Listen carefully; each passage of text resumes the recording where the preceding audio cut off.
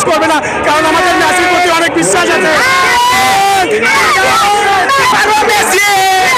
আমার মনে হয় 2026 বিশ্বকাপে এটি সর্বশ্রেষ্ঠ খেলা। বিশ্বকাপে যেগুলো দল ছিল তারা চান্স দিয়ে তাদেরকে দেখাই দিয়েছে যে আর্জেন্টিনা কেমন একটা দল, তারা কামব্যাক কীভাবে করে বা শেষ অনুভূতি তাদের কেমন। আমরা এক সময় হতাশ হয়েছিলাম, আমাদের ফেভারিট খেলোয়াড় মেসি তিনি পেনাল্টি মিস করেছিলেন।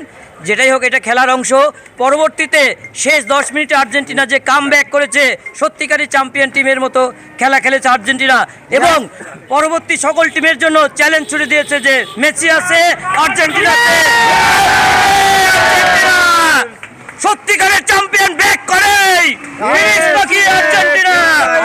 আমরা রানিং চ্যাম্পিয়ন 2022 সালে এবং 2026 সালেও ইনশাল্লাহ আমরা চ্যাম্পিয়ন মারবো।